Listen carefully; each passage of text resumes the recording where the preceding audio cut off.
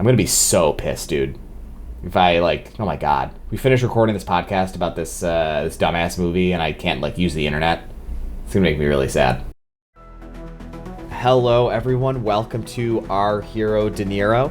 I'm Mike, here with my co-host Mike, no relation, and today we are talking about the 2001 film 15 Minutes, starring Robert De Niro. No kidding. And some other guy. What's the other actor's name? Edward Burns. I feel like I've seen him in a lot of stuff. Yeah, he's pretty good, right? I liked him in this movie. Yeah, I thought he was good. Sure, I did not remember him, so I don't know if I've ever seen him before. I'm sure I've seen his face before. When he came on the screen the first time, I thought that he was Tom Cruise.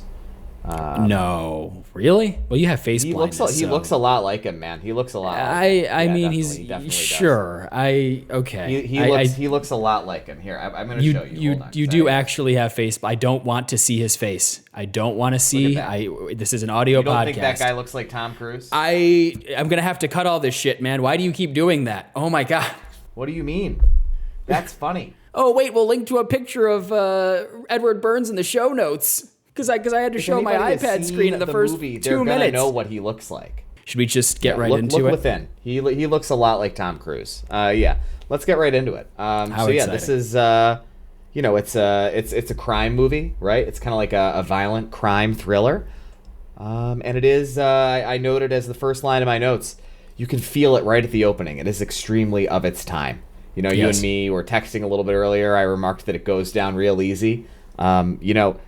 I feel like, for listeners, I was in high school from 2001 to 2005. Other Mike was in high school from 2003 to 2007. So this movie came out when, we were at our youngest, most impressionable age as moviegoers. And when I was growing up, to a large extent, I think I thought this was what movies were like, because it was just what was coming out and what was on television when I was 16 years old, 17 years old, and watching a lot of films. And that's nice. It wasn't a good time for movies. I think by and large the stuff that came out during that period was generally pretty bad. But it's nice to go back there. This is a nice movie. It's sweet, it's fun, it's a nice story. Sure. It's got some lovable characters in it. Movies were like this. They did used to be like this. This came out in March of 2001. So this is like one of the last pre-2001 9/11 blockbusters. And one thing that I really liked about it that you can't take for granted anymore is that it was shot on film. And so the cinematography, I'm sure it wasn't anything special for 2001, but like the cinematography, the lighting, the texture of it was just so nice to see. And there are certainly digital blockbusters that look good, but man, I think we really lost something when we transitioned because there are just so many cheap, ugly-looking digital blockbusters now. So I did enjoy that throughout the entire thing. I also just want to add for context, this is not the biggest budget film. Its budget was only $42 million back in 2001, and it grossed $56.4 million, so it didn't exactly set the world on fire. And I think I understand why sad. After having seen it. Yeah? Well, that's sad. Yeah. Why don't you get in? It's Mike's turn for the recap today. Let's get into it. Yeah. I have taken... I don't know. I mean, it should organize it by lines. 81 lines of notes. And the way that it does the line breaks is paragraphs. So I've taken 40 paragraphs of notes because I put a line break between these sections. Exciting context for the listeners. It's quite detailed. Yeah. All right. So the film opens and we are at an airport. There's two people. One is a Czech national. One is a Russian national. It's worth noting that the Czech Republic, as it's called now, is called Czechoslovakia in the early aughts. So that's what they're going to call it in this film. And they are going through customs to enter the United States. And we cut away to Kelsey Grammer. Never learned his character's name. Never will. I called him Kelsey Grammer every time I talked about him in my notes. In my notes, and he was just Kelsey Grammer. I will call him Kelsey Grammer. Yep, for the entire recap as well. He is having an argument with apparently some new lady who works at his show. He hosts like some sort of tabloid show called what was it, like Top News or something, like Hot Top Topic, Story, right? Top story. Yeah, Top story. Top story. I think I'm a top story. It's not Hot Topic. Letterboxd right in front of me. Yeah, it doesn't matter what the show is called. But he hosts this show, and so he's got this new lady who appears to be some kind of development executive or EP or something like that. And she's focused on, quote unquote, broadening the format of the show because they've got a penchant for doing very trashy, very tabloid type stuff. So we cut away again. We got our first Robert De Niro sighting really early in the movie, and I wrote it down, but I'm going to let you say it because it's kind of your thing. Do you want to say what the timestamp was? I wonder if we had the same time. I had it down at 3 minutes and 58 seconds. That's really weird. I have it at 4:10. I wonder if we watched different copies of the movie or something. I watched it on YouTube. How did you watch it? Oh, I bought it on iTunes. So I mean, wouldn't it still start at the same time though? What was the extra 10 seconds in your cut? I don't know, man. I have no idea. The extended edition that just includes more production company logos at the front. There's no way I missed 12 seconds of Robert De Niro. No, I don't doubt you. I just don't understand where's the missing 10 seconds? Is this a flash forward situation or something? I think we got to go back at the end. We'll go back and we'll check it out and we'll see what happened. I thought that this scene was pretty funny. I really thought the music was pretty funny. I liked the stings.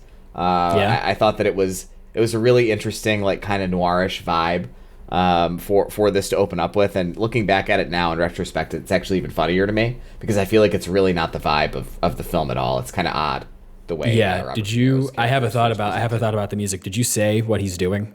You just like said all these things. About yes, I'm going to say it. He has a ring. And he's thinking about proposing to someone. We don't know who yet. We'll obviously get into that in great detail later. What do you want to say about the music? So what I wanted to say, you just said all this about the stings and whatnot. I actually wrote in my notes, music is irritating. And I truly feel that way about the film's entire soundtrack. I did not enjoy what I was hearing. I thought it was kind of overbearing. And this is a satirical film. So in the Wikipedia summary, it's billed as a satirical buddy cop action thriller film, which is a lot. I take issue with some of that, but I'll get to it later. But I think because it's ostensibly a satire, or it is a satire, I don't know if it's very good. Because it's a satire, this score is kind of over the top in a way that it just kind of annoyed me the entire duration of the runtime.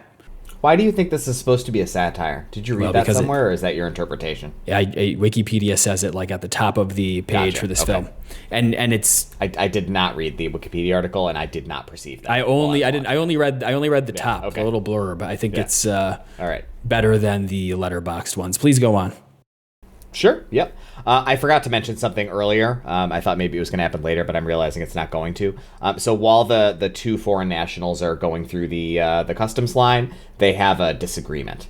So there's two of them. I don't know if we've learned their names yet, but I'm going to say them now. So there's like kind of a shorter, skinnier one. He's named Emil.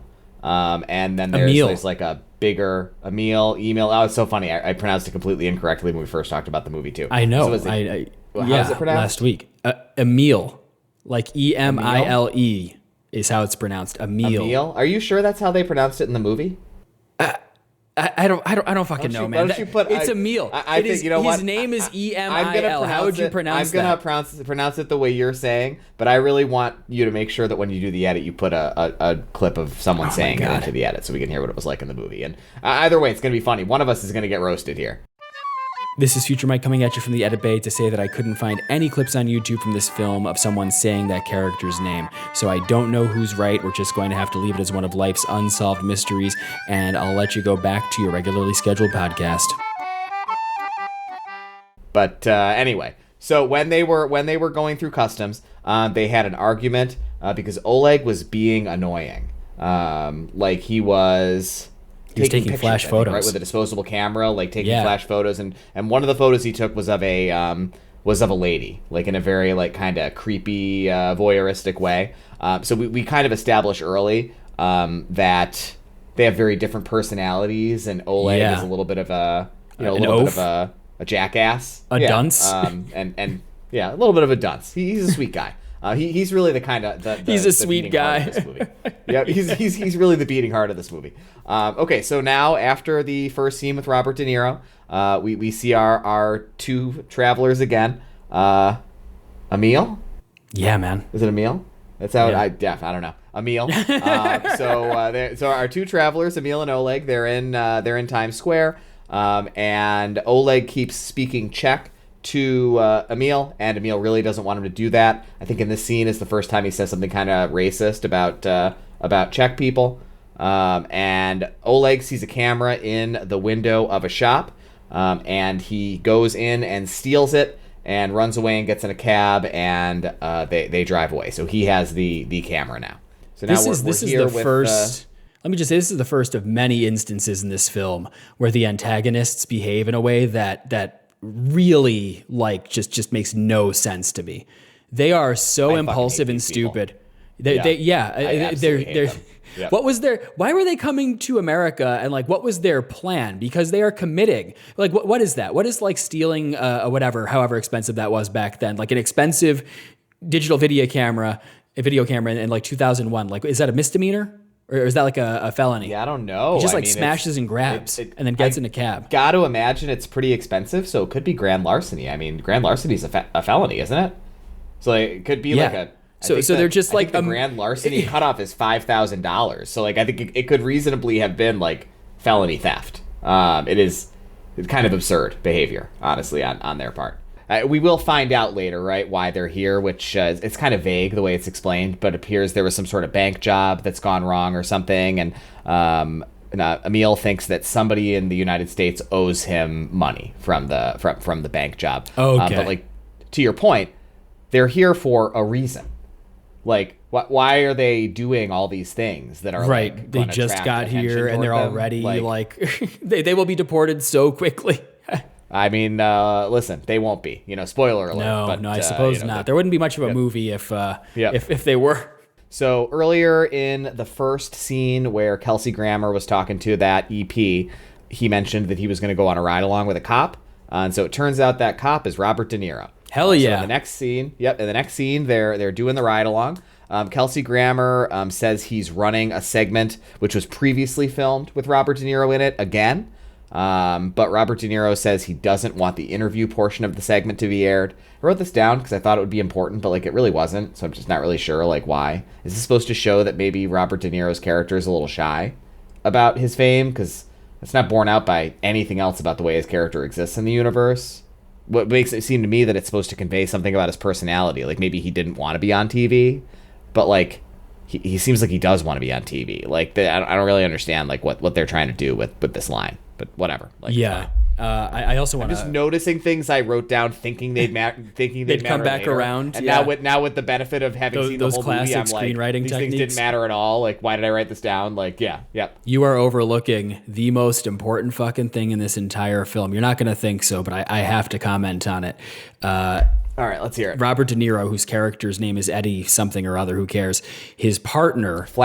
Eddie Fleming, his partner is also in the car with him and Kelsey Grammer.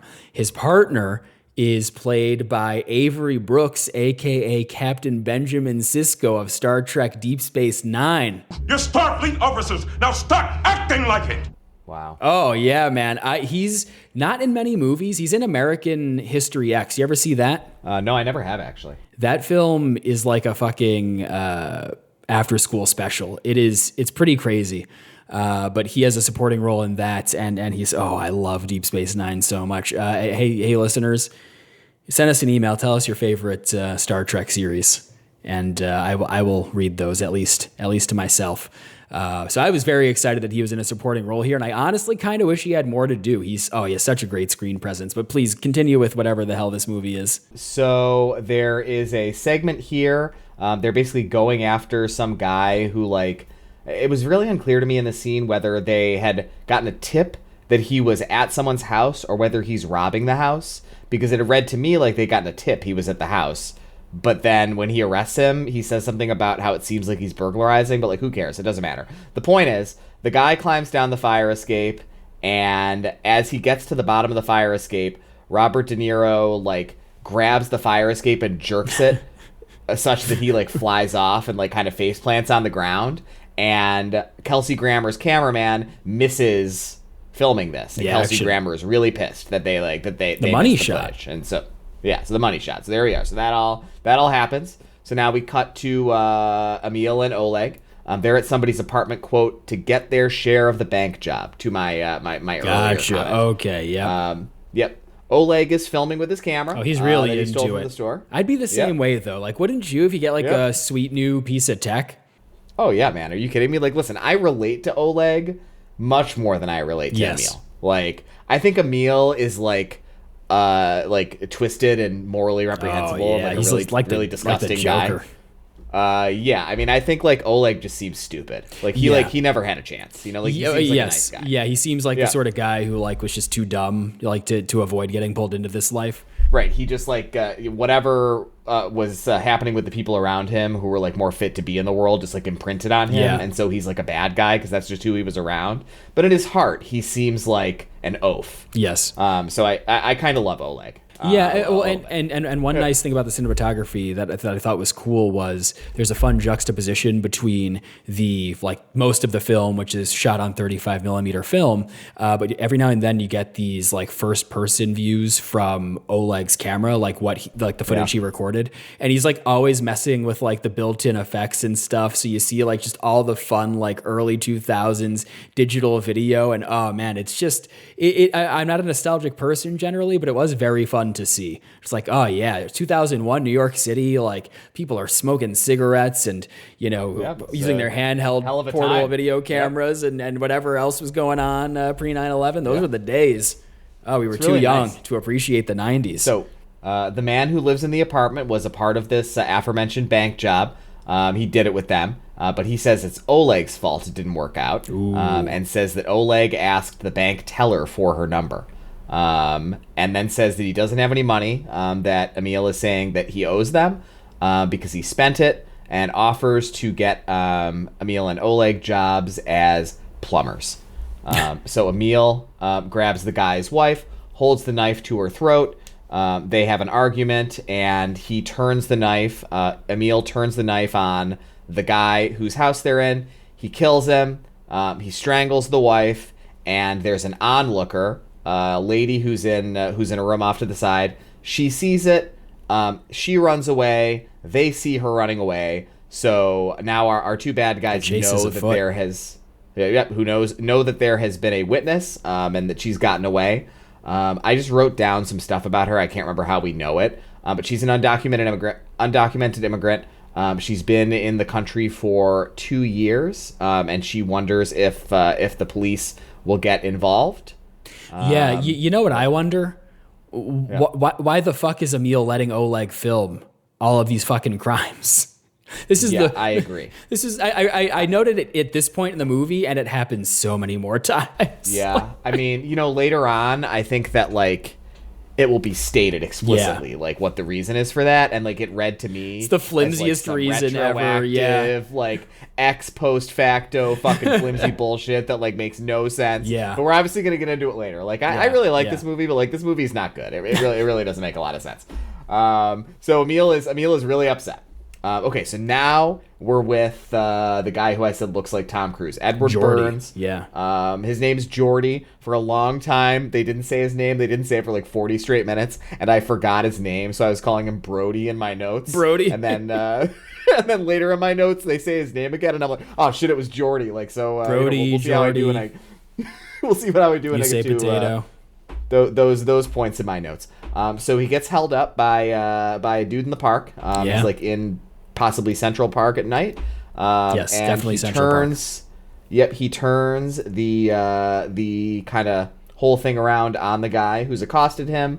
He kind of knocks him down to the ground, and he says that he's an arson investigator. So even though he's not a police officer, he's a firefighter. He gets to carry a gun because he's an arson investigator. Yeah. So he detains his his attacker by handcuffing him to a tree branch above his head. And he leaves. I'm pretty sure, I didn't write this down, but I'm pretty sure I got a call that there had been an arson. He runs off or whatever. You know what? The mugger, it was hard to tell at first because that scene takes place at night, but he's played by David Alan Grier. I thought that was nice. I like David Alan Grier a lot. Haven't seen him in anything lately. Hope he's doing well. There you go. Yeah. Yep, so he's doing well in so 2001. Jordy's an arson investigator. Do you know anything about arson investigators? No, I really don't. Me either. And I know. Yeah. I just wonder, why does he get a gun? Is he gonna Yeah. You shoot I some don't know. fucking dust or something. Maybe shoot some fire. Shoot some fire. Yeah. He's like the arsonist who starts the fires or the arson investigator. Sounds like a really cool job, though. I bet if you told people you were an arson investigator, oh yeah, I agree. It's awesome, man. the life of the like, party. Because it's like, yeah, I mean, you're doing forensics, you're investigating crimes, They but give it's you a also gun. like pretty scientific. Yeah. Like, you're like, you understand like the science of like the way fires spread. But you know what? Carry a gun, apparently. Do you Like, think it's an exciting job? I don't know. I mean, I just feel like it's going to be a lot of looking through rubble. who cares? Yeah, but you know what? You say who cares, but I'll tell you what. I was really into dinosaurs when I was a kid, and one of the things I wanted to be when I grew up was a paleontologist. But Yep. that job's boring as shit. You're just out in the, baking under the sun, fucking slowly brushing rocks or whatever all goddamn day. Yeah, I mean, I think probably like so many jobs, right? Like I think this is true for most jobs, right? But certainly for being an arson investigator or a paleontologist, like you do it because for every like 20 or 30 hours of like really boring shit you do, you dig up a bone or you like find an insight about the fire, and you do it for that dopamine hit. Yeah. Like I think like most jobs are boring most of the time. Yeah. And it's like you're doing it for like that moment, 5% of the time when like something good happens, it makes you feel the good chemical feelings and makes you want to do it more, Yeah, like drugs. Most jobs are very boring. Yep. Yeah. So he goes and he arrives at the apartment where Emil and Oleg did the killings. And they've set the whole thing up to look like an accidental fire.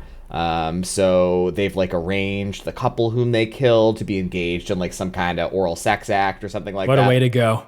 In the moment where the scene starts, it seems like there's some sort of jurisdictional like deal going on between the fire department and the police department, but ultimately that really doesn't matter. Like I feel like that's like scene dressing. Like they kind of play up this jurisdictional shit between like the police and the firemen, and like who cares? Like it never ends up mattering at all. You give me that jurist my diction crap, you can cram it up your ass. But Jordy, the arson investigator, whose name I feel like we haven't heard yet at this point because I'm still just writing the arson investigator, he knows it was a homicide. I wrote Jordy. Okay, so maybe they I had don't know. some They must have mentioned it. Yeah. yeah. Screenwriting 101. So he can tell it was a homicide. I can't remember like what it was, if he like found something in the ground or like whatever. It doesn't matter. Like he can tell it was a homicide. They found a timer. No, that's not what happened. No, he could wait. tell it was a homicide first, and then he told Robert De Niro it was a homicide and suggested he try to find a timer, and then Robert De Niro found the timer. Something besides the timer made him know that that there was foul play involved. It doesn't matter what it was. The point is, he can tell it was a homicide, and it is revealed in the scene that Robert De Niro also knew it was a homicide, and so he thinks that maybe like Robert De Niro was testing him. Yes. To like see if he'd be able to tell the truth. That's what matters for like the character moment here. So these officials leave the building, and the lady from earlier, whose name, by the way, is Daphne. I can't remember if you've heard that yet, but like I'm just going to say it because I use her name a lot in my notes. Daphne, the lady who witnessed the killing, she is kind of, I don't know, maybe 30 or 40 feet away, looking on. She makes eye contact with Jordy, but he looks away for a second to get somebody else's attention, and when he looks back, she's gone. Yeah, I don't know. I get that she, is unsure as to whether or not she wants to go to the cops about this, but I don't know. Wouldn't you? She came so close to doing it. Yeah, I mean, I definitely would, man. Some psychopaths are like hunting her down. Yeah. It's hard to imagine, I guess, like what it would feel like to be an undocumented immigrant. I'm sure it's very stressful, but like, I feel like if you asked me, like, who am I going to throw in with, like, the Byzantine like mysteries of like the federal bureaucracy, or like violent killers who I just watched like brutally murder two people, who have burn seen the whole me place and down know that afterward. I witnessed this. Like, yeah, I think I'd probably throw my lot in with the federal government. Like, maybe I get deported, but like I'm probably not going to get fucking brutally murdered. Like, but she's not behaving in a rational way. It's fine. It is what it is. So we cut to Emil and Oleg, and they are at a different apartment. Presumably this is an apartment that they are renting on kind of a short-term basis, and Oleg is obsessed with the footage. He's like got his camera. Yeah, he's really into it. He's going back over stuff. He's like really. Has he ever fucking seen a camera before? No, I don't think so. Yeah, I think it's new technology to him. Yeah, Yep. okay. 2001 was a crazy and I time. think, I don't know. So let's just think about it, right? So like, Eastern European, like Soviet satellite 10 years out or so from like the fall of the Soviet Union, like I got to imagine the Czech Republic in the early 2000s was like an exceptionally poor country. And I think this camera is like very small and presumably pretty advanced even for like the like rockin' and rollin' developed like US economy in the early 2000s. So, like it's probably like space age technology to like, damn, you know, like a poor person from like an extremely poor country. So like, I don't know. Yeah, it's probably pretty cool. He's nerding out. He's nerding out over. He's never seen something like that before. Yeah.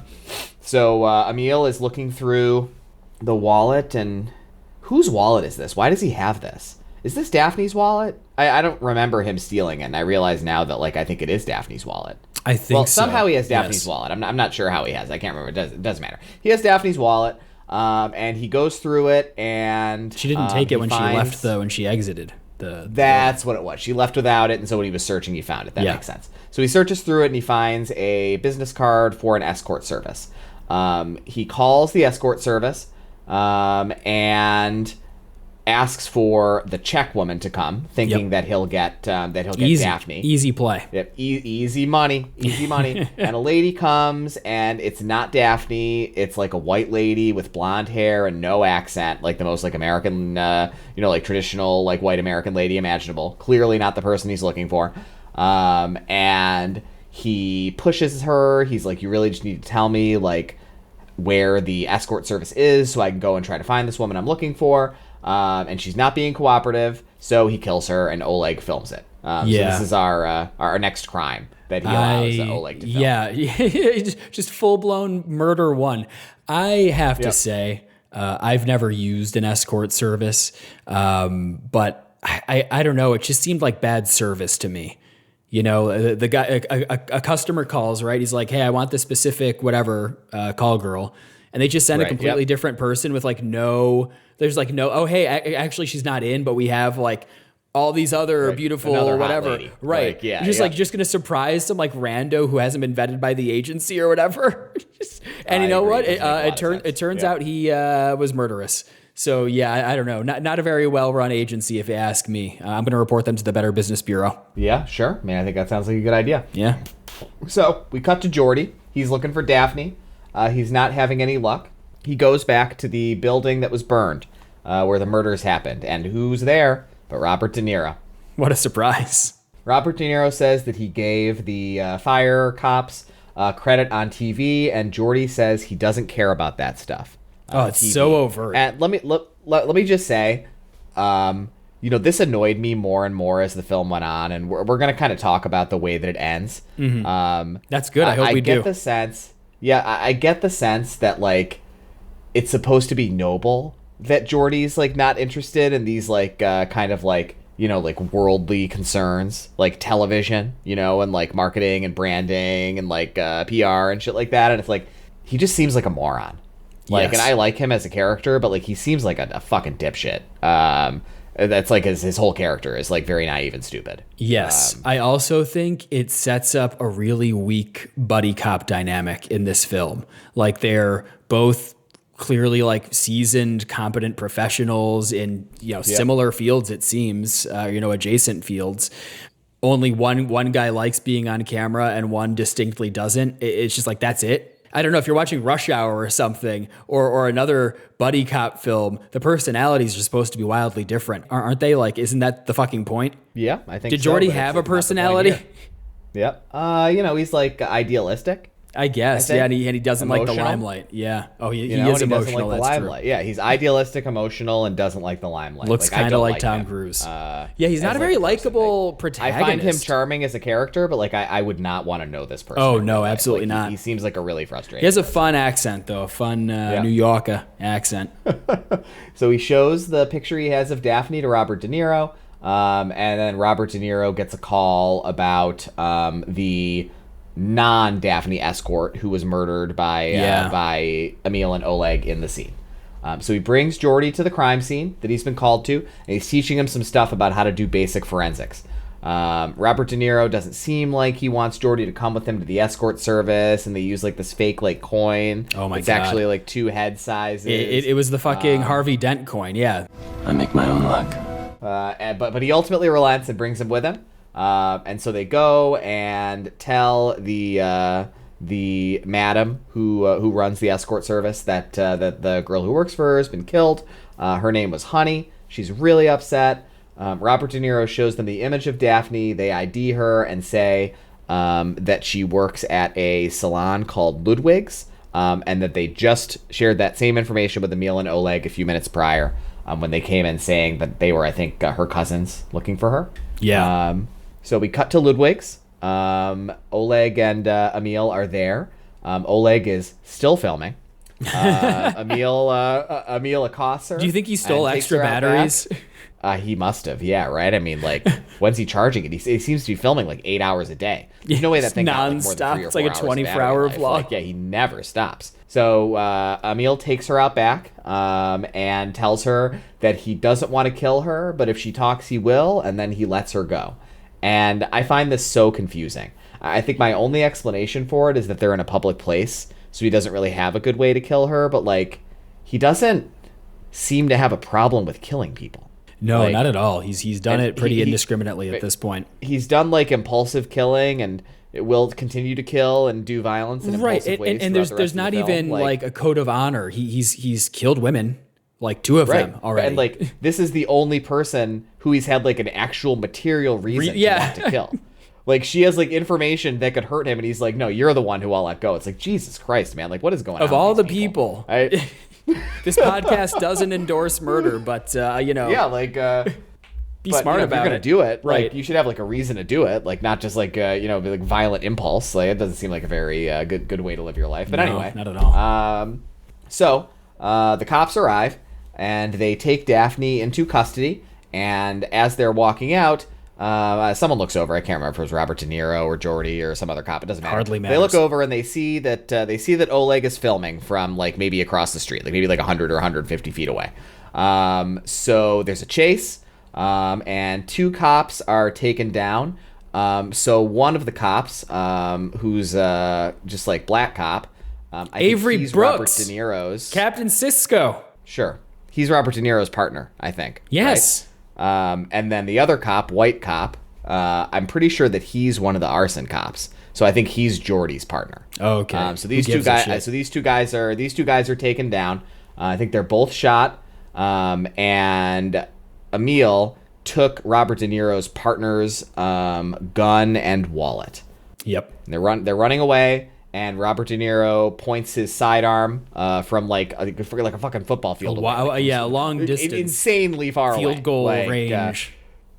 like so far away. Like you would never in a million years. Like I don't know if you've ever fired like a small caliber handgun, but like you are not gonna like hit a target the size of a human from like 200 feet away. Like that's not possible. It's not going to happen. In the middle of the day like, in New York City. But Robert De Niro points the gun at him, and he squeezes off one shot, and he hits him right in the leg. So there you go. So end of the scene, and Daphne doesn't want to talk to the cops, but they're being kind of kind to her, and Robert De Niro decides to let Jordy talk to her alone. We cut back to Emil and Oleg. Now we see the confirmation that he has been shot. He was shot in the foot. He's washing it off in the bathroom sink. Now we cut to Robert De Niro. There's a lot of quick cuts. Like these are like 30-second long. That's scenes. fun. Yeah, well, it was really fun. Yep, we cut to Robert De Niro in the bathroom himself, and he is rehearsing his proposal. It appears his girlfriend is Greek because he's practicing speaking Greek, and her name is Nicolette. And we're cutting back to Jordy. He's got Daphne with him. She wants to go back to his apartment to take a shower, but he won't let her. And now we're cutting back to Robert De Niro. I should note here, I didn't write this down earlier when it happened because I didn't realize it was important at the time. Can't wait but to I wrote hear it down here that it had happened. So we see now who his girlfriend is, and his girlfriend was a reporter with whom he'd had a disagreement maybe 10 or 15 minutes prior. Yeah. She'd wanted to interview him when he was coming out of, I don't remember, some homicide scene. Like he was upset about something. One of the scenes where he witnessed some violence. And she was like kind of pissy with him in a way that suggested there was some familiarity there. And now we see the familiarity was they're dating. So they're at lunch, and he is trying to. Is that lunch or was that dinner? It could have been dinner. Yeah, I don't know. I only Like, it stopped looked to pretty ask light because out. I wonder, Yeah. like, would you do a lunchtime proposal? I feel like a proposal is more of a dinner. kind of. You have I don't proposed. know. When? What? Yeah. You did it during the day though, right? It was like during an activity, wasn't it? Yes. Okay, yeah. so But it wasn't if you were connected gonna to do a it at meal. a meal. Go If for you the were most gonna do it at a meal, I think formal, dinner would make more the big. sense, yeah. Do it during breakfast. Here's your fucking scrambled eggs. Yeah. I should say here, we haven't really talked about this at all, and I think this is the first point in the movie where I really want to talk about it. I really like Robert De Niro's character in this movie, and I really like his performance. I think this is like, it's all really good. I love what he's like when he's rehearsing, how he seems like kind of shy and uncomfortable, like even though he's got like that like gruff, tough cop exterior. And I really like the way that he presents as the character in this scene. I think that it's very sweet, the way he tees it up, which is like somehow she brings up like the concept of shoes, and he's like, speaking of shoes, and he like stumbles over his words for a really long time, and he's like, I really wish I had somebody to put their shoes next to my shoes. Oh, and like yeah. I think that's pretty believable as like slightly emotionally repressed like man version of like emotional openness, and it really worked really well for me. I really like his character in this. I what, thought. what do you think of him? I in this? agree. I think the relationship added a nice layer of vulnerability to the character because up until this point, we've only seen these two guys working essentially, him and Jordy. Yep. So it was Yep. nice to. Yep. Get a glimpse into like, oh, this guy has like a life. Oh, he's going through whatever. Like he's going through this stuff. Jordy, not so much. And that's why Jordan Agreed. didn't do it for me the same way. But no, I thought De Niro was quite good in this. He clearly like wasn't phoning it in. Like it was a good De Niro performance. Yep, he was nice in this movie. He's really nice in this scene. So he's getting it, getting up to it here. He's doing, I think, a pretty nice job. It's pretty romantic the way he's doing it.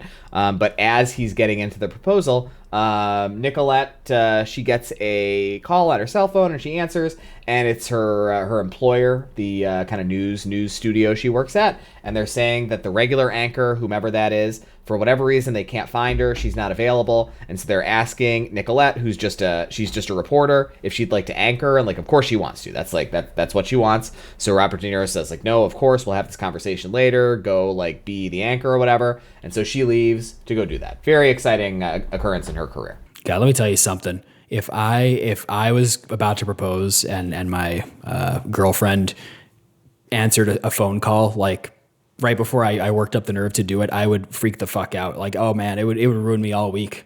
I don't know if I'd be able to like it's tough. get up to the proposal again. I might just have to end the relationship right there. Sad. It's a tough situation. That does sound like you. Oh yeah. Yep. So we're cutting back to Emil and Oleg. He's got some info from the cop's wallet. This is the first gap in my notes. We're halfway through my notes. What was the info in the cop's wallet? Why did I write that down? Why is that relevant to this scene? Do you remember? You get it? It was Emil found Eddie's business card. So he knows Eddie. Yeah. Is that what it is? Yeah, he got Eddie's information that way. Like his contact information. Yeah. Gotcha. Okay. Sure. Whatever. We can talk about this. You can explain this to me more later. So now he asks Oleg, because previously he'd told him to erase the footage, if he erased the footage that he'd taken of the murders, and says that he won't be angry if he didn't. Then we move on. So now Jordy brings Daphne back to the fire station. He did end up taking her for a shower somewhere, and Robert De Niro is really pissed at him for doing this. It's got bad optics. Another classic example of Jordy being just like a total dipshit, right? Who like doesn't seem to understand like how important appearances are in the way that you conduct yourself as like an adult in the world. And like again, I feel like he's supposed to be like, we'll talk about this more at the end, because it's like it appears to be a very important part of the way they're framing the story up.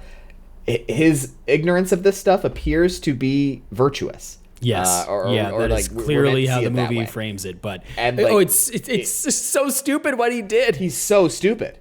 He's so dumb. Like, what do you think people are going to think? You have this like this poor woman who's like a witness to a crime, an undocumented immigrant, crazy power imbalance, and you like take her to like some private location and she takes a shower, and you don't think anybody's going to see that and think you've done something untoward? Like, how stupid are you? Maybe you would tell your sergeant or something first, like, hey, like she's looking pretty rough. Like, can I go get her a shower somewhere or something?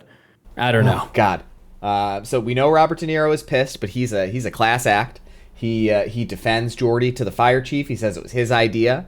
that Geordi do this. And he also says that he's going to let the fire chief take over a press conference that's about to happen and give the update to the press, which what the fire chief really wants. So they go off, and Robert De Niro explains to him, like, hey, optics are really important. You know, like, you got to think about that kind of stuff when you're deciding like basic how to support yourself shit in this sort of situation. And then they leave together, or they walk out together, rather, and then they're separating. And Robert De Niro says he'll call Geordi when something happens. So we cut to Robert De Niro at his house, and he appears to be like making a lot of like notes to send to people. Like, it wasn't just to his girlfriend. He's got like different flowers and like different notes. It looks like he's like writing notes to people. Like, one of the notes is like a note to his girlfriend, but he also seems to be like writing notes to other people for whatever reason. He's just like doing some correspondence. Like, I don't really understand what he's doing. It doesn't matter. So somebody knocks on Robert De Niro's door. And when he opens it, there's nobody there. He walks out for some reason. Like, it's like another moment. Like, remember like a couple weeks ago, I listened to the Untouchables episode, so it's kind of on my mind right now while we're talking about this. We talked about how stupid it was that Sean Connery's character like chose to like sit in front of like the window, like when he knew that he was potentially going to be targeted by violent assholes. And like in this scene, why does Robert De Niro like walk out of his apartment when somebody has just like crank knocked on his door? Like, it just seems like a really like amateur. You know thing what? to But do, who knows what's going on in his life outside of work? Like, maybe there's some like piece of shit little kid who lives around the corner who's playing ding dong ditch all the time, and he's like, oh, that little McGillicuddy kid. I'm gonna wave my gun in his face. I'm gonna teach him a lesson. Could be. You make a good point. Yeah, I'm really trying to help the screenwriters here. Yeah, sure. I mean, they did not do a good job. No. The script is definitely the weakest thing about this. Yes. There's a lot about it actually, really to love, but the way it's written and the way the characters are fleshed out is not one of those things. So he walks out. It's pretty dumb, and he encounters a pizza guy delivering a nice hot pie. So he redirects the delivery guy to like whatever person he's looking to deliver the pizza to is on a different floor. And after the pizza guy walks away, Robert De Niro turns around and Emil and Oleg are there. Oleg is filming. He says action, and Emil whacks Robert De Niro in the face with I think it was probably a cast iron skillet. It looked quite heavy. Don't think it matters, but yes, it was enough to knock him out. He's hit pretty hard. So we cut to the next scene. Robert De Niro's been kidnapped, and he's bloodied from having been hit in the face with a pan, and he's tied to a chair. They have the flower card and ask who Nikki is. That's what he wrote Nicolette, his girlfriend's name, as on the card. He spits in Emil's face. Emil spits back. Yeah, they have a spitting match. He spits back more. There's like a whole like spitting match that goes on here. Unnecessary to me. I did not need to see that. Like, yeah, no, I liked it. I thought it was nice.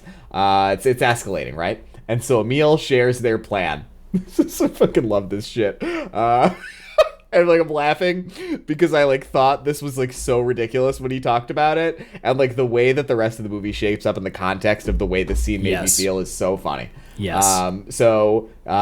His explanation here is this is Emil explaining his plan to Robert De Niro. They're filming everything, so they'll seem insane to have been filming all of it, and then they'll plead insanity and be sent to a mental hospital. Then, once they're in the mental hospital, they'll admit they aren't insane, which somehow will result in them being acquitted. I'm really not sure why. But then because of double jeopardy, they won't be able to be tried again for the crime, and so they'll just get out. And like, listen, I'm not an attorney, but there's no fucking way this is true.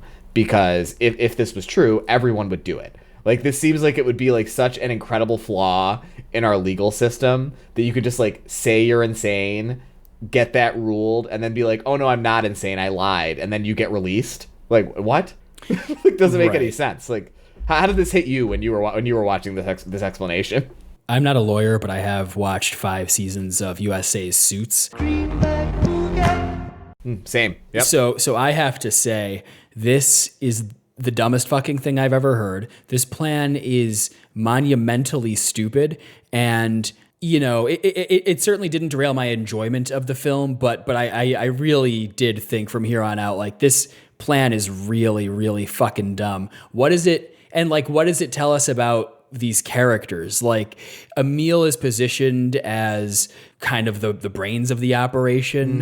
He seems like a smart guy. Yeah. He's emotional, but like he seems very intelligent. He seems to be intelligent, but he comes up with this plan that makes no fucking sense. What is he talking about? We'll be sent to a. So did he come to the U.S. and commit these crimes just to get sent to a mental institution and then be imprisoned, but then like be acquitted? Like, what the fuck is he talking about?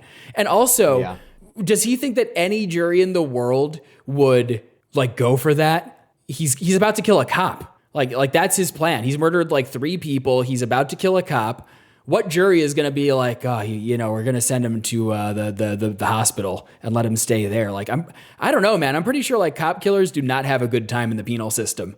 I don't think people are very sympathetic to that in general. So I don't know. It really like kind of went off the rails for me here, but sure. That's the master plan.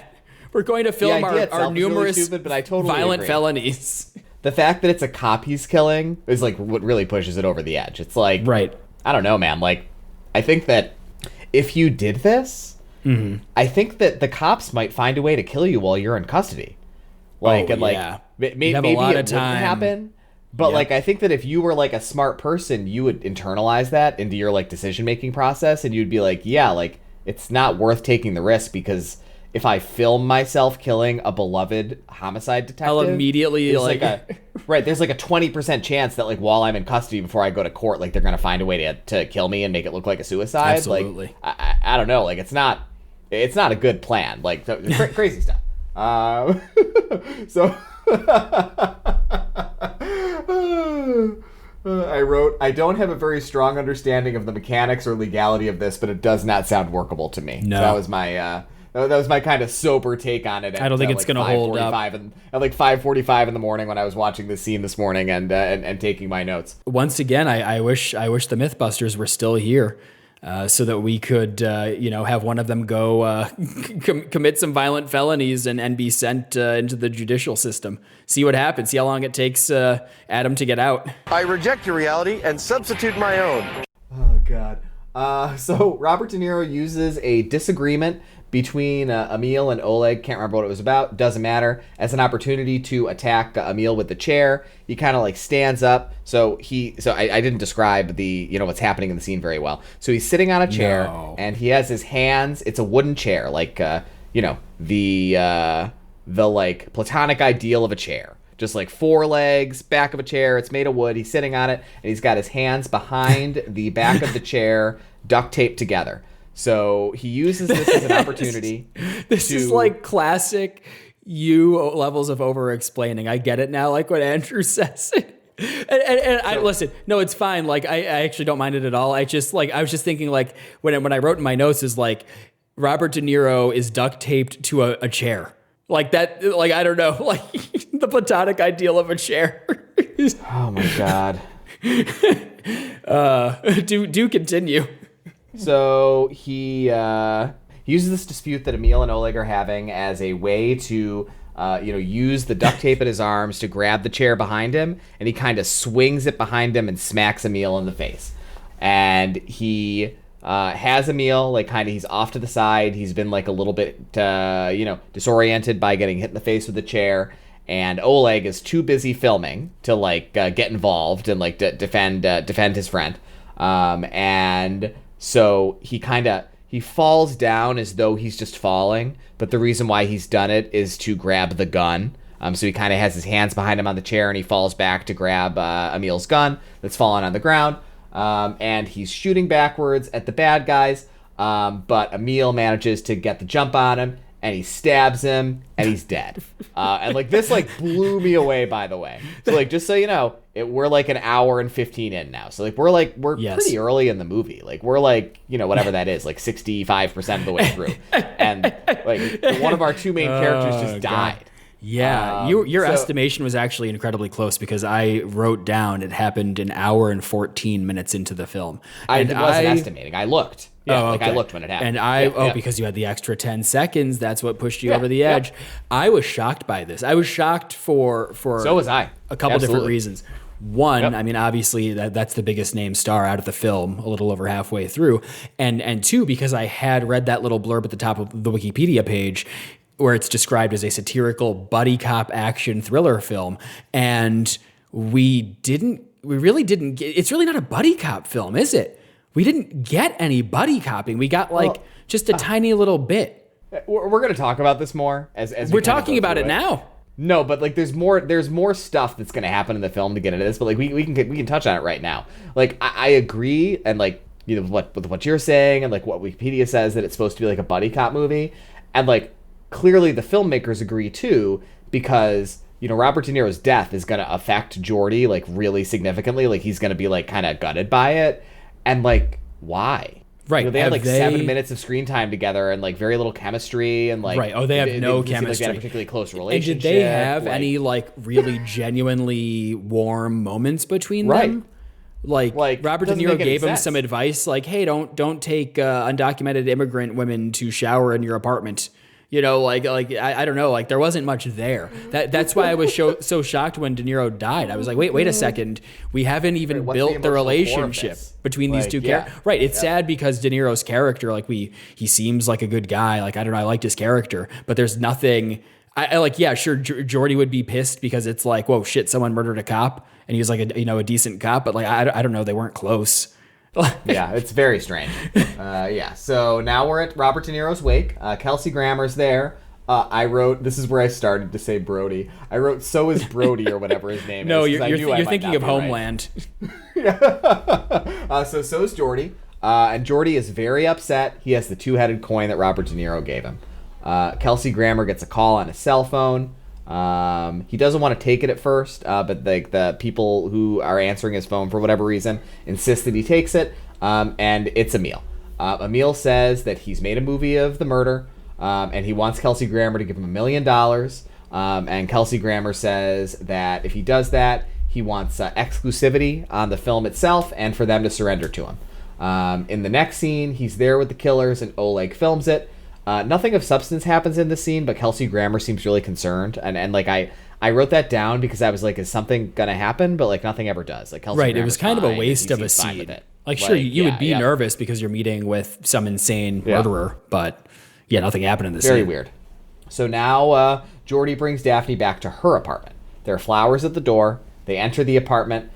She makes a pass at him, but he rebuffs her as she is a witness to a double homicide. That's smart, I wrote. It seems like he's learning. There's an explosion. Oh, and this is another point where I like realized that something that had happened earlier was significant, but I didn't remark on it. So earlier we saw a scene of Emil like siphoning gasoline out of like a gas tank using a syringe, and so that's what this was for. What he was gathering the gasoline earlier. So what appears to have happened here, this is like fucking insane, by the way, like this scene. It's so nuts. So there's an explosion, and it looks like somehow Emil has managed to fill both the sprinkler system in Daphne's apartment as well as this fire extinguisher that's sitting on the ground with gasoline. So all the stuff that's like happening due to a fire having started, that's meant to be in response to the fire to make it go out, is actually exacerbating the issue, of course. Pretty good arson. And so they go into the bathroom and close the door, and there is a jug of gasoline in the bathtub. Really funny. He thought of everything. Yep, and the tub is clogged. The sink is clogged, so they can't pour it out, and the window is nailed shut, and on one of the nails that's nailing the window shut is Robert De Niro's badge. So I wrote here, it's a very comprehensive arson murder plan, which it definitely is. Emil and Oleg, they're across the street. Oleg is, of course, filming. They're kind of filming this carnage through the windows. There is a slow motion shot of Jordy grabbing Robert De Niro's badge as they're about to escape through like a thinner portion of the bathroom wall into an adjoining apartment. And the canister left in the tub explodes. And this is the point where I realized the name was Jordy. I wrote Jordy as his name because they say his name again I'm proud of you. After I'd been writing it wrong before. We haven't heard it in so long. So he survived, I guess. Like, I'm not really sure. I feel like that scene is like supposed to be like, oh no, like did he die? Like trying to get Robert De Niro's badge, but we see him like 10 seconds later. So like, what was the point of that? There's like no suspense. Like, well, it's like in a movie. It's like in a movie when something is falling out of the sky, and then it falls below the frame and the sound cuts out, even though that's not how fucking sound works. And then like there's like a pregnant pause. And that I just saw this in Star Trek Into Darkness because I rewatched that a few days ago. And then it like pops back up into frame and it's supposed to be triumphant, but there's never any real suspense. Like we don't really think the fucking Enterprise is going to fall out of the sky and fucking explode on impact. Just like we don't think our one remaining protagonist is going to fucking die in a fireball an hour and 20 minutes into the film. Honestly, I would have been okay with it because then I feel like we'd be getting more Captain Sisko. Yeah, true. Fair enough. Yeah. So anyway, they're going to show Robert De Niro's murder on television. I can't believe they're doing it. I wrote this down. Kelsey Grammer seems upset. Can you imagine if they really did this? Like, this scene is, like, insane to me. Yes. Like, the way the whole rest of the movie goes is, like, total nonsense. And I guess that it kind of supports it being a satire, I guess. I'm kind of putting things together, like, now as we describe the plot with you having said that it's, like, described as a satire. And, like, I guess I'd respond, like, sure. If you just describe it dispassionately, it's like pretty clear that it's a satire because so much about it is so ridiculous. But tonally, it doesn't read like that at all. Like I would never have guessed. That you don't think so? Satirical. Just watching it. No, never. I thought it was kind of goofy. Everything is like too serious. Like the music is the only thing that's goofy. The music is goofy. I think the villain performances are over the top. Oleg more so, but he's like such a doofus, and they play it up for comedy, like the constant back and forth about the camera and filming the felonies. Yeah, I guess the satire, it's so overt. Like everything that this film wants to say about fame, like when Geordi fucks up the first time and his chief is just screaming at him about how like, oh, we got to play to the cameras. If we don't, then I'm going to have to dock people's pay or whatever. It's just like really in your face. And I thought it was very funny because this is a film that seems only interested in saying anything about fame. But meanwhile, it's painting this incredibly unfavorable picture of undocumented immigrants. It's like, I don't know. It's just like, it's interesting how it like unintentionally is like creating this separate narrative about immigrants in the United States. Like Oleg and Emil, they got in and just immediately go on a fucking war path in New York City. It's really nuts. Yeah, it's really had to do it for the story. I noticed that obviously, but I guess I hadn't thought of it as like potentially being intentional because like I doubt it was an accident, right? And like I guess this kind of makes me wonder, like, what was the politics of like illegal immigration like in the early 2000s? I really don't remember. I mean, I was like 13 years old. Like I wasn't paying any attention to what was happening with politics when this movie came out. It's interesting. It'd be an interesting thing to look up after the episode and see because it was probably intentional, right? They could have chosen any type of person as the villain, but they have chosen to like really spotlight like undocumented immigration in this story as part of the kind of villainous system that is at work here. We cut to Emil and Oleg, and they're in a bar watching the television broadcast of Robert De Niro's movie, and they're talking very loudly about it. Others around them seem to be noticing that they're the killers, and they're getting upset. Emil and Oleg have an argument. Emil pulls a gun on Oleg, but Oleg has kind of grabbed a knife that was on the table that they were sitting at, and he stabs him in the arm after pushing the gun away, and he leaves with the camera. The police show up, they find Emil, they arrest him. For whatever reason, Geordi is with the police. Not really sure why an arson cop would be there, but like, sure, whatever. I just want to say, let me say what I want to say. That when Kelsey Grammer is broadcasting, he's doing the broadcast about Eddie's death, murder. He broadcasts the murder, like the footage, the raw footage, Dark Knight Joker style, on TV, and it's captured so much interest that it is being broadcast live in Times Square. Oh my which God, I thought know. Like, it's was insane. Like, could you imagine? I thought it was so. I had a lot of fun imagining like a family who's visiting New York City for the first time ever. It's like their first vacation out of whatever podunk like a nice flyover fucking state they live in. Yeah. And they're like exiting, they're like walking out of the big M&M store in Times Square. Like they're so excited. There's like two little tykes with the parents, and they look up and just see like this fucking cop being tortured and murdered on like the huge billboards. Right, on like the 100-foot screen that's up there or whatever. Like, oh, that's really good. Who's running those billboards? Who's like, okay, we have all this ad time sold, but holy shit, we got some really good snuff coming on at 8 p.m. We should probably switch over to that network. So Emil's been arrested, and Jordy has him in custody, and he's supposed to be taking Emil to the station, but let's remember, he's for some reason really upset about Robert De Niro's murder. So he decides to go rogue. He takes him to a warehouse. He's got... who was with him? He was I with... feel like we'd seen that cop he was like before, another but, cop. He wasn't It wasn't Captain Sisko. It was another cop. Yeah. Well, anyway, there's another cop there with him. It doesn't really matter. No, I love that. I love when you like say a detail and then say it doesn't matter. I mean, it doesn't, right? Like, nothing about this matters. Like, I feel like I've shared so much detail, and, like, only, like, 25% of it has mattered, and, like, any detail I don't share, like, really doesn't matter. Like, there's, like, so much of this movie that, that's I'm trying, yeah. Jesus Christ, yeah. So, the other cop is, like, really pissed that Jordy is apparently, like, going to kill Emil. He's holding a gun to his head, and the other cop, like, tries to stop him. He's like, I'm not going to let you do this, man. And so Jordy backs up, and he points the gun at him, and he's like, you need to leave, man. And he, like, points the gun away and shoots at the wall. So the other cop leaves.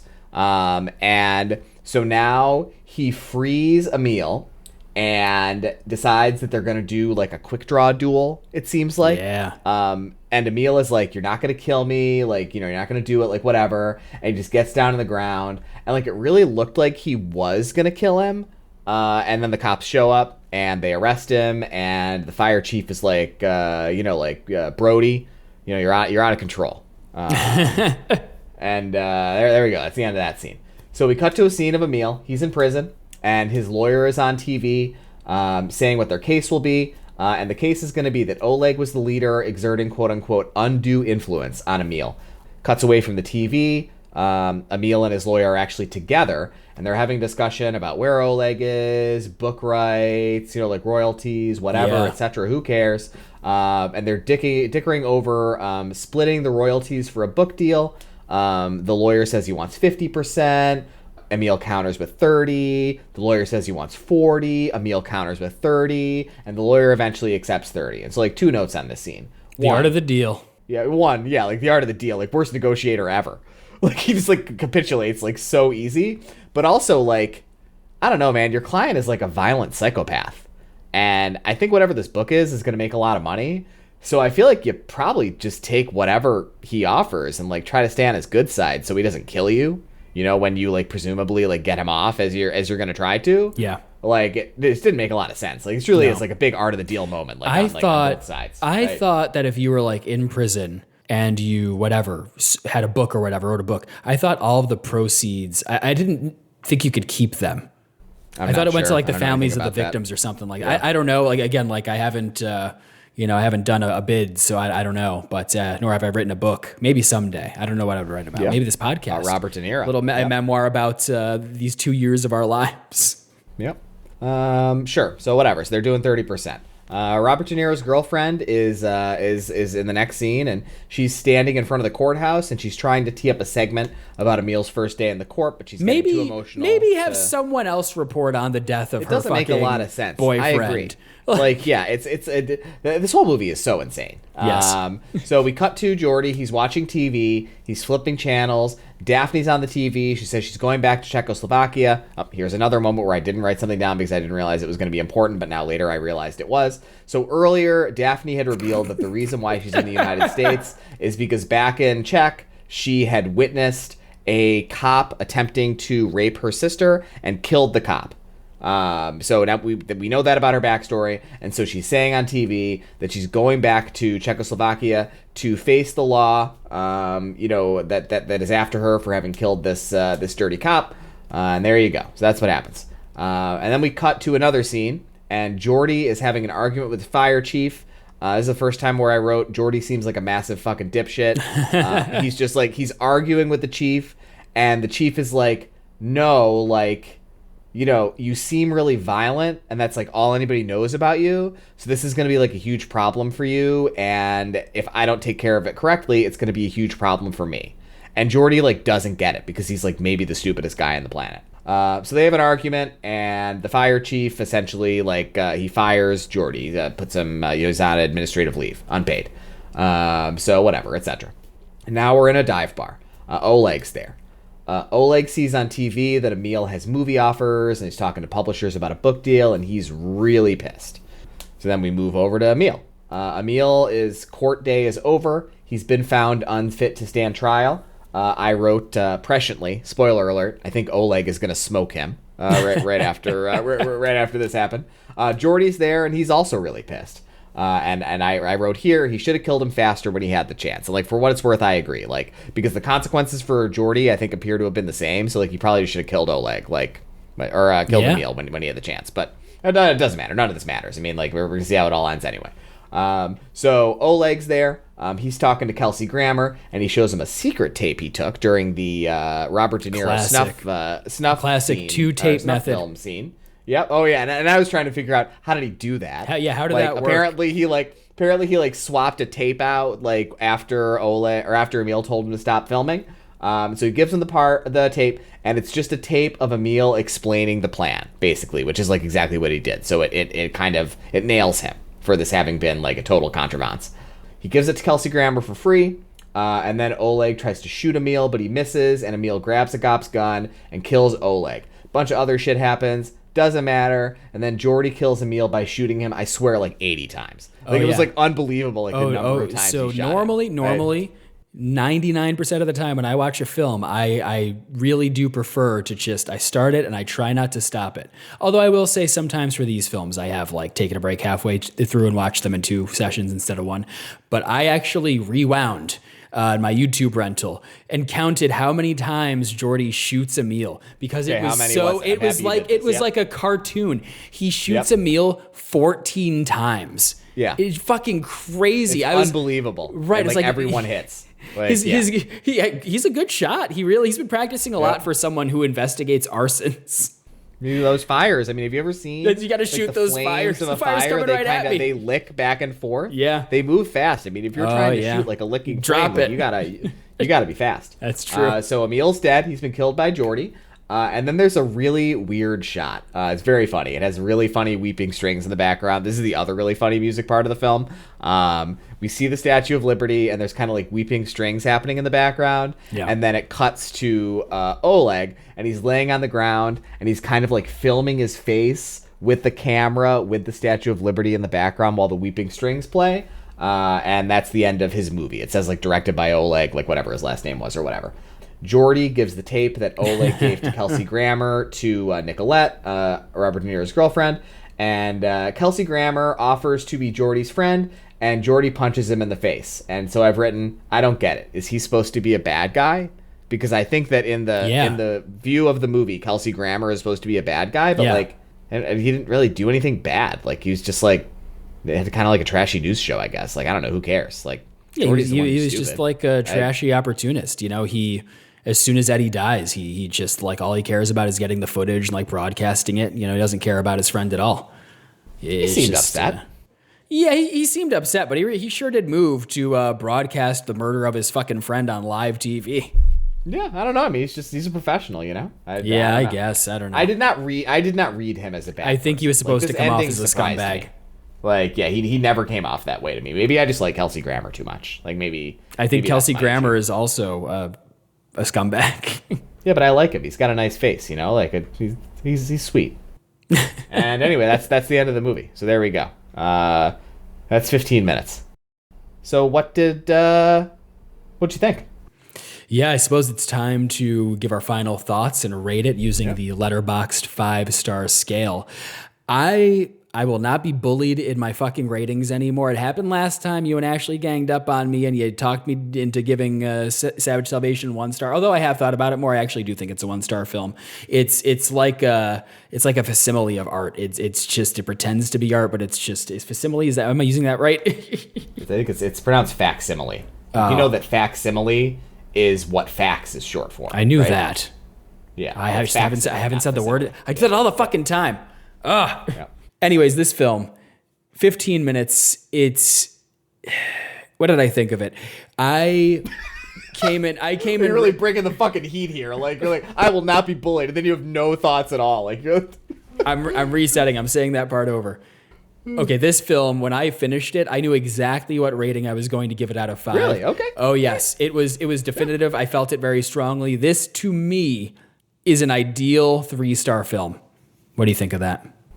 Sure. I mean, I also give it 3 stars. Well, there you go. I won't say that I like felt that strongly about it, but like, yeah, on reflection, right? Like, I think it is. Well, I felt strongly about giving it a lukewarm rating. Yep. But I think it's a little better than average. Like, Yes. it's mostly not very good. There's some stuff about it that's really nice. I think the way that it looks is fine. It's funny. There's some stuff about it that's funny. Robert De Niro's great in it. The script is horrendous. Yes. So, yeah, I don't know. 3 stars. It was fine. I'm intrigued by your sharing that it's meant to be a satire. I kind of wish I'd known that while I was watching it, because it did, like I said, it did not read that way to me.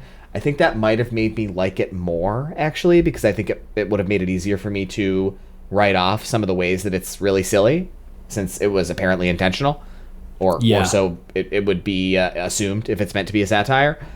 But none of that worked for me at all, and it didn't read to me as a satire.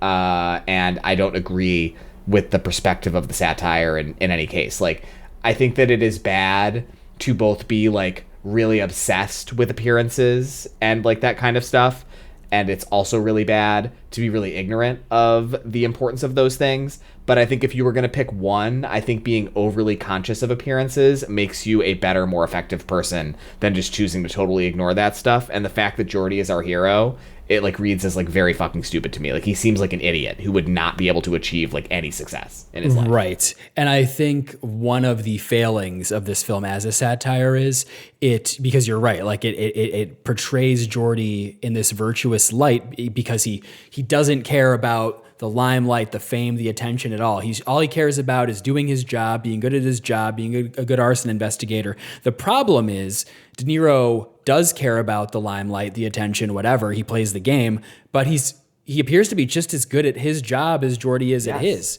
Like, they're both able to tell like that it's a murder and not that it's an arson and not an accident. So like, I don't know, like, yeah, it seems like Geordi could probably handle occasionally giving quotes to the press or whatever. Doesn't seem that bad.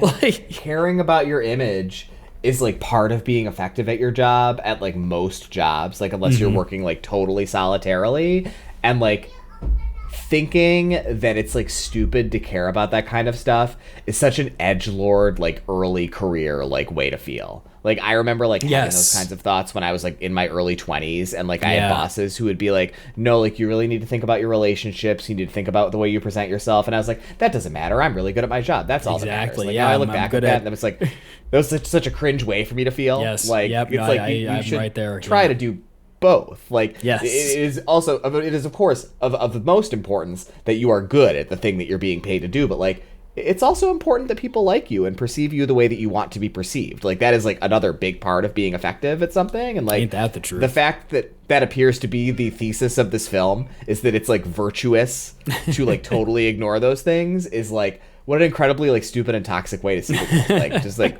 really bad. I think if that weren't the thesis, this could be a 3.5 for me. Yeah, honestly. I agree. I think it a little better than average for sure. One of the better films we've seen for this podcast so far. Yeah, without a doubt. Yeah. Decent direction, cinematography, lighting, the performances were pretty good. It was fundamentally flawed because De Niro and Edward Burns, whatever his name is, they didn't have chemistry. So that whole angle really didn't work for me. But it was a slick little, satirical action thriller from the early aughts. And things just have been getting worse. I don't want to be a doomer about movies. There are still so many great movies coming out all the time, but I feel like the general trend for like action blockbusters is that they become like gradually worse over the time. I think in general they look a lot worse, and so it is just kind of nice to watch this like middling film from 24 years ago, because now it's actually like it's really kind of nice in comparison to some of the crap we get now that's coming out in theaters. So yeah, 3 stars all around for 15 minutes. Do you have a recommendation? Oh, you better believe I do. I came fucking prepared. I wanted to think about which direction I wanted to go in for this, and I was looking through my Letterboxd films that I've logged, and I came up on this one that's also from 2001. I wanted to keep it in that era because I had so much fun watching a 2001 film. So I am recommending... sister. Oh, shit. Well, I don't think you're going to recommend what I am, but I am going to recommend Tony Scott's 2001 film Spy Game. You ever see this one? You ever hear never this? seen it. Oh yeah, it's I watched it last year for the first time. It's fun. It's just over 2 hours long. It stars Robert Redford and Brad Pitt. So really, Nice. really nice. I'm thinking, yeah, it's like a 2001 action thriller spy film, and instead of De Niro, you get Robert Redford, who's fucking incredible. The little description for this in Letterboxd is: on the day of his retirement, a veteran CIA agent learns that his former protege has been arrested in China, is sentenced to die the next morning in Beijing, and that the CIA is considering letting that happen to avoid an international incident. So it's a really fun 2 hours. It's very slickly edited in a way that like only Tony Scott can do, and you get a lot of flashbacks to build up the relationship between Robert Redford and Brad Pitt's characters, which is really something that I wish 15 Minutes had more of, that relationship building between the protagonists. So the stakes actually felt high towards the climax of this of Spy Game, and so definitely recommend it. Very fun watch if you're looking for an early aughts action blockbuster kind of film. And what about you, Mike? What did you recommend from 2001? So I picked another film from 2001. That's why I said that. I haven't seen since pretty close to 2001, but that I really liked back in the day, and it's Blow with Johnny Depp. I've never seen Blow. It's a nice movie, I mean, it's not great, and I thought about, as I was watching this movie, how they are both kind of silly in that early 2000s way in similar ways, but I think that ultimately Blow just has a much more cohesive thematic structure, and I think that just the way things fit together is much nicer, and it's just a better film overall, and I think they look kind of similar. I was thinking about Blow while I was watching this. They have kind of a similar look to them. That's cool. So that makes me want to watch it. My recommendation. I remember growing up at the local grocery store, there was a little Blockbuster, and two films whose DVD covers I always remember seeing were Blow and The Saint, starring Val Kilmer. And I've never seen either of them. I feel like I've never seen The Saint. This could Blow is be an the iconic time. DVD cover. Yep. Yeah, so I feel like this could be it. I love watching early 2000s thrillers, like this era, late 90s, early 2000s. Oh, it's all so good. There we go. So I kind of think it's my turn to roll today, I think, but I don't have internet, so it's not your turn. You're going to have to do it. Well, It all works out because it's your turn anyway, so... All right, before we do the roll, because it is my turn to roll, I would like to read... unfortunately, Mike can't do it because his internet went out. We're having some strong winds here, so I pray to God that I don't lose mine. We got another letter from friend of the pod, Philip, a.k.a. Lips. So I just want to read it. I'd love to hear if you have any feedback, Mike. I'll share my feedback after. Mike hasn't read it yet. I'm really the master of the domain, the domain being our Gmail address. That's ourherodeniro@gmail.com if you ever have anything that you want to tell us. This letter goes... Dear De Niro dudes, I'm more bothered than I should be about the historical inaccuracies of The Untouchables, inaccuracies being an understatement. It reminded me of this video game my brother and I played early in the century, Age of Empires. Well, that's timely because we're talking about a film from 2001. In it, you would pit different cultures against each other, your Vikings versus his Aztec. It's innocent fun, certainly to run a historic simulation like that. Good entertainment. That's what this seemed like. Now he's referring to me directly, and you want to do this stupid fucking bit where we don't differentiate between the two of us. Anyways, Philip says that I said it right with The Untouchables being style over substance. It takes the spirit of that video game and combines it with a big budget. You get the best designer for the clothes, the best composer for the score, the best mafia actor for the villain. And The Untouchables is what you get. A cool movie of cool guys doing cool things. You get the scene Andy Garcia probably plays once a week just for himself, looking young and handsome, dramatically saving a baby and popping a villain from his ass. If you're into that kind of thing, this is your sort of movie because it excelled at what it set out to do. It lacked depth, and short runtime probably added to that. For a recommendation on what to watch instead, I have to point to Boardwalk Empire. That showed Capone complexly and did similar things with a treasury agent. It's a television series, so of course it had time to breathe. Thank you, Philip. Mike, do you have any thoughts on that letter from Philip? I have thoughts. Not the correct use of historic versus historical. It wasn't an historic film, it was an historical film, Philip. Things that are historic stand out in history. Things that are historical are about history. You should crack a book sometime, all right? That's why I let ChatGPT write all of my letters to podcasts. No, I didn't catch that at all. My feedback is thank you for the letter, Philip. I feel like I've said what I needed to say, that it's difficult to differentiate between Mike and I when people write to us. But going forward, last week during the episode with Ashley, where we reviewed Savage Salvation, Mike and I got into an argument over letter length. And I actually don't think letter length is an issue in either direction. If someone wants to write something short and pithy, sure. If they want to write more, that's okay too. But I think we need to follow live show rules. Like when there is an audience Q&A, if you go up to the microphone and you're like you're saying something to the hosts, I feel like at the very least there should be a question there. I don't know. Mm-hmm. Like I appreciate the feedback. Yep. I will certainly read any feedback or hear any feedback I receive in real life. But it's kind of tough. It's like, what can I react to at the end of this? There's not really anything lined up for me. Philip, you can come on the podcast anytime you want, man.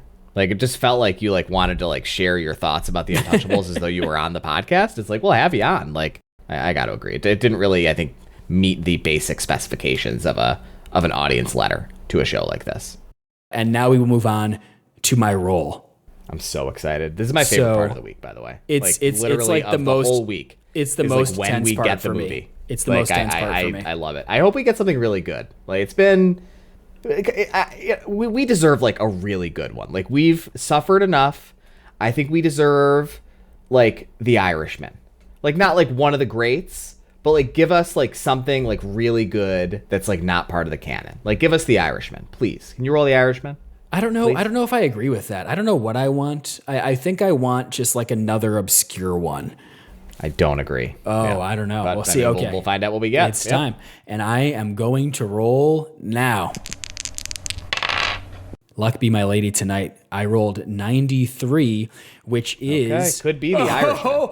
Holy fucking shit. I rolled 2016's Dirty Grandpa. I get to recap Dirty Grandpa. We're doing Dirty Grandpa. That's only one off from The Irishman, though, right? Irishman's got to be either 94 or 92, right? It's 4 We're off. Right there. It's 97. 4 off. Holy crap, guys. Next week is going to be a very special episode of the podcast. All right, that's going to be fun. We're talking Dirty Grandpa. Let's pull up a little bit about that for the audience really quick. Dirty Grandpa. He's got a really big role in that movie, right? He's got a lot He's of the grandpa, time, doesn't he? He's the Dirty Grandpa. Dirty Grandpa exciting. is a 2016 American comedy film about a lawyer who drives his grandfather to Florida during spring break. Wow. I mean, say no more. I'm there. Oh, How long is it? I'm so excited. It is a tight 102 minutes. Ooh, I might watch it tonight, honestly. Oh, I'm not going to do that. I got to savor it, man. I'm going to really enjoy it. Dirty Grandpa. That's going to be really fun. I'm super excited about that. I can't even imagine the dirty stunts they're going to have Robert De Niro doing in this film. Unbelievable. Oh, that's good. You think he's going to get dirty? I think not only will he get dirty, I think he's going to get others dirty throughout the course of this film. Ugh. He's going to dirty Zac Efron up. It's been a great episode. It sure has. I really enjoyed this movie. It was definitely... Yeah, it was a fun one. I think it was probably my second favorite film we've seen so far. I think, right? Yeah, I think so. Yeah, I suppose so. Yeah, we're only 6 in. There's so many more to go. Yeah. I feel like Dirty Grandpa is going to be up there too, because even if it's bad, we're certainly going to enjoy watching it. So that's cool. Got another one that'll be fun to watch next week. Right, and there are so few films about dirty grandpas, so it'll be fun true. To watch that. It's really trotting very fertile ground. Yep. Yeah. I want to take a moment to say our thank yous and goodbyes. Be sure to follow Mike and I on Letterboxd. I'm Mike back at you. He's Mike the Fab. Email us at ourherodeniro@gmail.com. Please rate us in whatever podcast app you use. Apple Podcasts, Spotify. I don't know if there are any others at this point. And thank you to Caroline for our artwork, which I try to remember to say and probably won't always. So enjoy it while you can. You've remembered it every time. So we're doing a great job. I'm Mike. Of course, as always, joined by my co-host Mike, and really appreciate you guys being here with us on this fine day, and we'll see you next week for Dirty Grandpa. See you later.